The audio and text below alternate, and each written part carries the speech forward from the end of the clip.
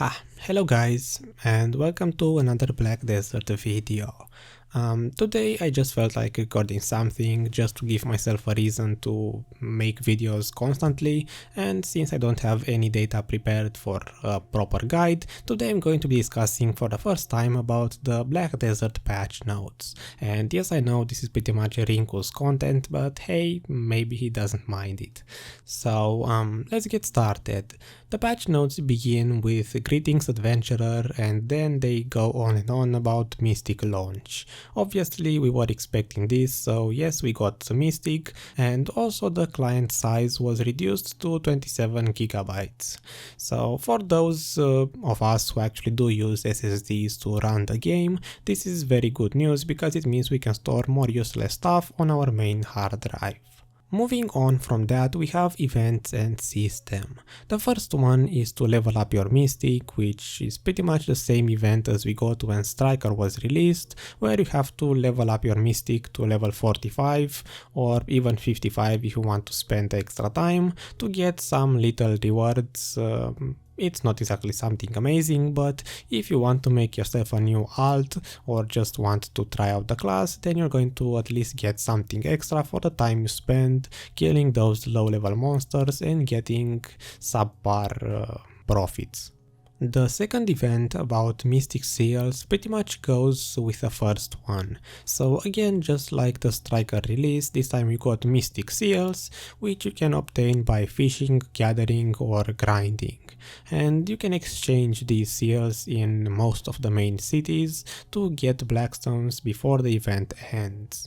One thing that this picture doesn't seem to mention is that Valencia and Camasilvia cities don't have an NPC to exchange these, so I hope that's an error. If not, then basically if you grind in Camasilvia or near the Valencia city, you can't exchange these seals pretty fast. The last event that we got this week is about the Piku Yeti. This one seems quite interesting because this boss, it says it's only going to spawn in some of the servers at random times, and you can only kill this one using matchlocks. So if you don't already have one, you can do a quest or an event quest to actually get one, and also there seems to be an issue, or at least I hope there isn't going to be one, because if this boss is only going to spawn in some servers, I hope it's not going to run into the same issue as the Halloween boss. So basically if it only spawns in maybe 3 or 4 channels, it's going to be a lag fest. In any case, this boss seems to drop the Forest Fury, so it might be worth it to do this boss whenever it spawns basically. But obviously it doesn't say what is the drop rate, so don't really expect to get one from the first few tries. Other than the Forest Fury, there are some black magic crystals which you can obtain from this boss, so actually I think this is going to be a very interesting boss, because if enough people do it, it might actually get the prices for the black magic crystals a little bit down, or at least give you a chance to buy them. So if you're looking to try out to get some of those Gene Viper gems, then maybe this event is going to be actually very useful. Next up we have the few system updates, one of which being the 27 GB file size, which I have mentioned already, and it appears that now you can actually use the Trina matchlock or the Trina demolition axe while repairing or building stuff for your fort. So that seems like an interesting change. As far as I know, people only use the demolition axe while actually taking down the enemy fort, so I may be wrong on this one since I don't really do that many guild wars lately. Yeah, especially since I don't have a guild, so moving on. Rolling motion has been added when you have the Trina demolition axe equipped. Pretty much a useless option, at least for me, so if you want to spam rolling while you have your axe equipped, then go ahead. You can also install buildings, barricades and stuff like that in Savage Rift while holding your matchlocks. So that seems like an interesting update for those who actually do rifts. I myself never done those, so it's not exactly my place to talk about that. Rinku, you better talk about these things that I'm going to skip because I only want to talk about stuff that interests me. From content, the only thing that seems interesting is that you can actually exchange 150 seals to get one of those exchange coupons for main weapon or sub weapon. So if you are looking to reroll your class, I believe this is what those coupons are doing. So if you want to reroll to maybe Mystic, you could basically farm 300 of these and exchange both of your weapons to the Mystic class. Next up we have NPCs, which nobody actually cares about. It looks like you can actually learn skills and add-ons from the NPC at Sarma. I hope that means, nope, it doesn't mean Sarma Outpost, it means Sarma, the NPC in Altinova. So yep, useless. Next we have mounts. From here, it seems like the interesting part is where they say they added a fail stacking system for dream horses. So if you actually want to get one of those and awaken the tier 8 horse, you can actually now get some fail stacks when you fail to awaken the horse. If you are into horse training, this might be very interesting to you, but for me, who is using a tier 6 for maybe 8 months or more, it's yep, nice to see, but not really that useful. Who knows, maybe this is going to motivate me to get one of those flying horses. Next we have class changes. This is the tab that usually interests me the most because all I'm looking for is for some buffs for my class and nerfs for the others. Let's see what we got. Warrior fixed some issues, useless. Ranger fixed some issues, useless. Sorcerers fixed some issues, not interesting. Tamers, hit action display only, yeah, another fix. Valkyria fixes, witches fixes, doesn't seem like there's anything much besides fixes. Until we get to actually witches and wizards, finally the class that I used to play. So let's see, buffs. Stamina required to use the skill Fisher Wave has been removed. This seems like a buff for a witch. I don't really see the counterpart for wizards, so I guess only witches get stamina reduced or removed for a certain skill. And Magic Lighthouse cycle to attack monsters attraction has been reduced from 10 seconds to 7 seconds. So again, this seems like a buff, although it's only for PvE, and I don't really remember healing, or no, that's not the healing, it's the red orb. So now the red orb is going to aggro monsters faster? Oh, yeah, right, this skill used to last about 20 seconds and it used to only aggro twice every 10 seconds. So I guess now it's going to aggro 3 times each 7 seconds, so yes, it is somewhat of a buff. And then there's the usual bug fixes. Moving on, we have Musa, which actually seems like it has a lot of buffs. So let's see, first off, forward guard effects has been applied to the skill Dragon Bite, so forward guard for Musa. This one seems interesting. Basic AP for Musa at level 60 has been increased by 17, PvP damage has been reduced by 6.5%, so they gave Musa at level 60 17 more AP, but less damage in PvP. So is that a buff? Is that a nerf? I believe it's a nerf. Then we have cooldown time for a skill, which I don't know what it does, has been reduced by 5 seconds, it seems again like a buff. Attack speed of the skill, same skill, has been increased. Hit count of the another skill has been increased by 1, so a lot of buffs actually. Stamina consumption for 4 different skills has been reduced, so quite a lot of buffs actually for Musa. Another forward guard was added to the 1 step back attack, not sure what it does, but to those who play Musa, there you go, you got another forward guard. And attack range of the skill X has been adjusted to take place in the same area, not sure what that does, I leave that up to you. Next we have Meiwa. Not that much love for them, just a forward block effect has been added to the skill Dragon Bite. So just a forward guard, it's still a buff. Next we have Ninja, which again 2 fixes, I'm not going to bother reading those. Another fix, landing motion of the skill has been adjusted, another fix. Fix the issue where the shadow, another fix. WP recovery seems to have been a little bit buffed. I'm not sure, again, I'm not playing a ninja, so I don't know how that skill works, the murderous intent, but it seems like it's recovering more stamina, or not stamina, actually WP. Hit and action of the skill drastic measure has been synced, pretty much a fix, and another fix. Next we have Kunoichi. For this one, it pretty much says fix from the start to end. So moving on, strikers, again pretty much fix from start to end.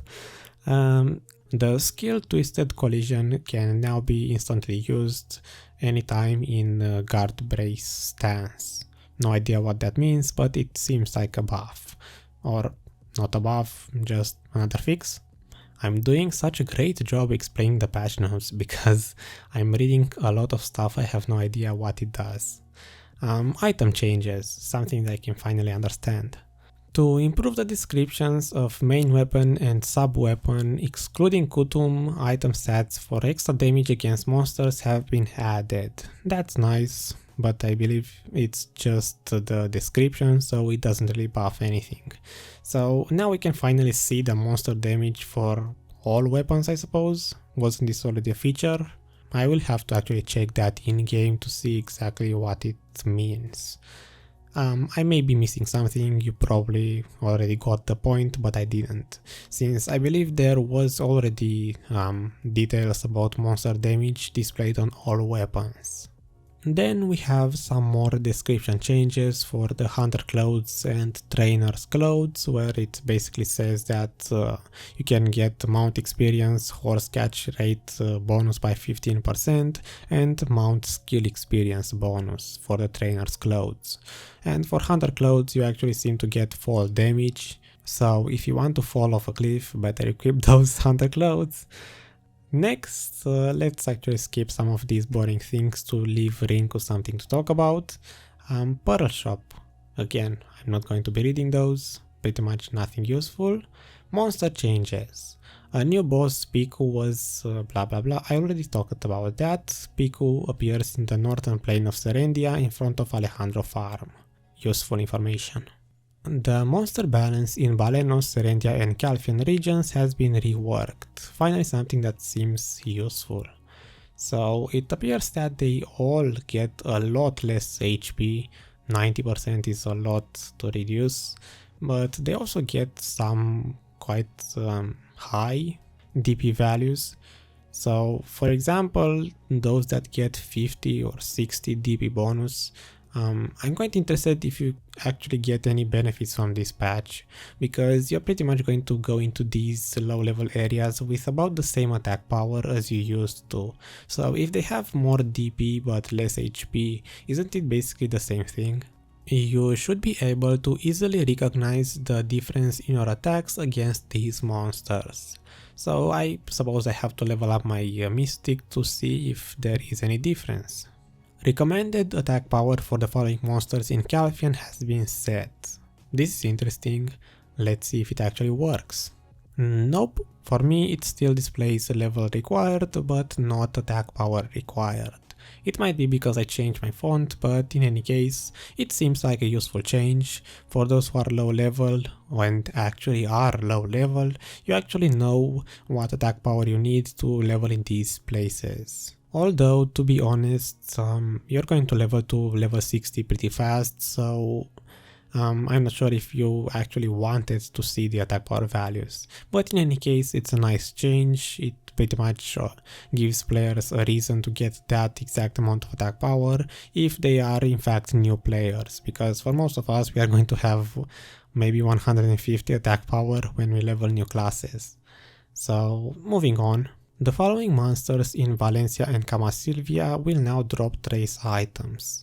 This buff seems actually quite useful because if these drop very often, like for example like Blackstone's drop on the Blackstone drop rate event, so maybe if you can get 10 per hour or even more, it actually could buff most areas to give more money income, especially for those traces that do sell well and at high prices. But this can actually have a very negative impact because I'm pretty sure it's going to drive the prices down and overflow the marketplace with those traces. I'm not really a life skill expert, but I believe Trace of Savagery was the most useful one and most expensive one, and that one seems to drop from Desert Fogans and Desert Nagas. So I suppose those two areas got buffed in terms of money income, unless this trace is going to again drop in price and pretty much overflow the marketplace, since these two areas are the most grinded ones in Valencia. I suppose I'm going to have to wait and see exactly where this goes. Those who do life skills are going to be the ones to actually understand all of this, because for me it's just names on a piece of paper since I'm never actually using these traces for myself. The type of item drops from Serendia and Calfian monsters has been reduced. Oh, so you actually get less, for example like Sosans, instead of getting 3 trash items you only get 1. So I suppose you're actually going to get more inventory spaces, but probably not going to help you at all to manage the weight limit.